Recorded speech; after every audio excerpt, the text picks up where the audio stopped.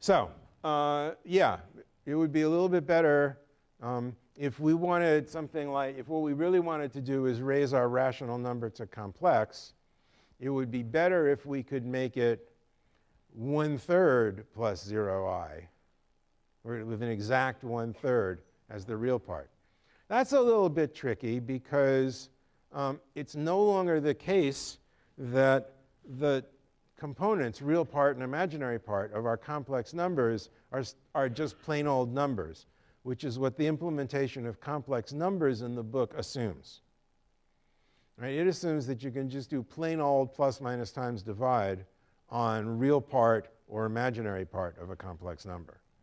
So now we have to take a real part and imaginary part and do this complicated thing just in case the real part is an exact rational rather than an inexact real. Okay? So the sort of bottom line answer, I've given a very long answer to this very simple question. The bottom line answer is there's no way to do it that is perfect in every respect.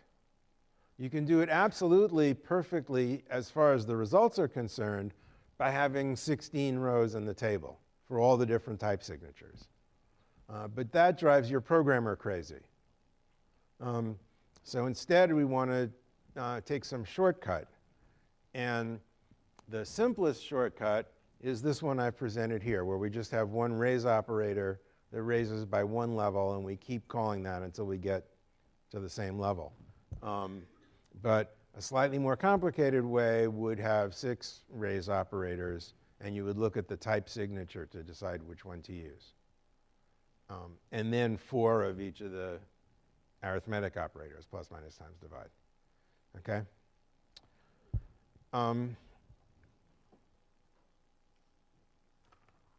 Okay, so one more thing on this subject of raising, and that is we're really lucky that these numeric types form a nest of subsets of each other as they do. That isn't the case in every situation, and the book gives the example of shapes where, as part of the universe of shapes, we have quadrilateral,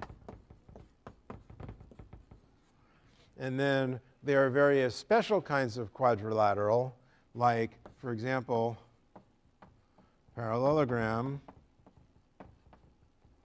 and trapezoid.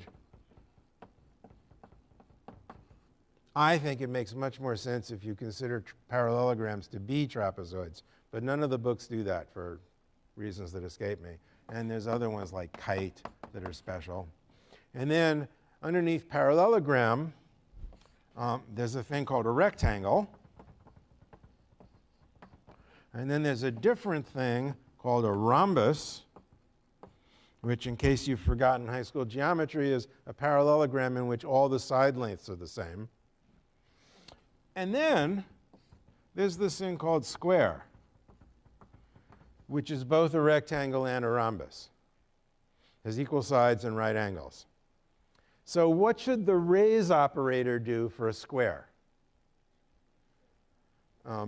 Well, it depends what we want to combine it with. What does it mean, by the way, to combine shapes? What kind of operation would you ever want to do that combines shapes? Answer. You're writing a computer program that does some kind of graphics, and sometimes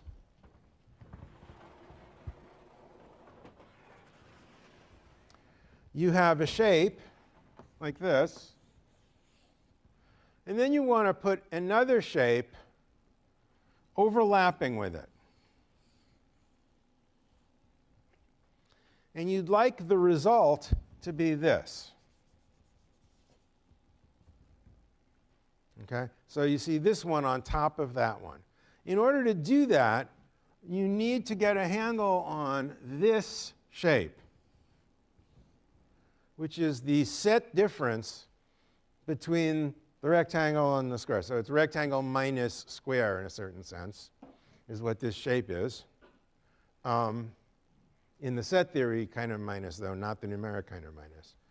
But in order to do that, this is a square, this is a rectangle, I have to raise it. It's also perfectly possible that I might have had a rhombus over here, and I want to overlay that with a square.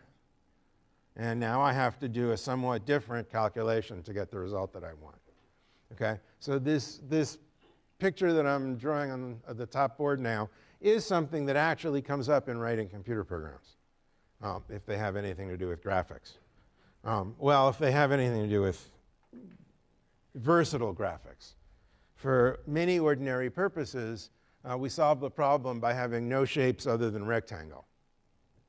And that, by the way, is also a solution to the numeric problem. We could decide to have no numbers other than complex. So if you type in 3, we represent that in the computer as 3.0 plus 0.0i. If we do that, then there's never any issue about types at all. We don't have to go through this. The cost of that, again, is that you can't have exact rational pieces to a complex number. You lose precision that you could have kept. So systems that use numbers just a little bit might decide to do this thing about only complex numbers internally. But if you're writing something like Mathematica or MATLAB, which some of you will have used, where numbers are really, really crucial to your work and you want to get the very best answer you possibly can, then you really do have to have exact rationals as a data type. And you have to go through all of this that we're talking about.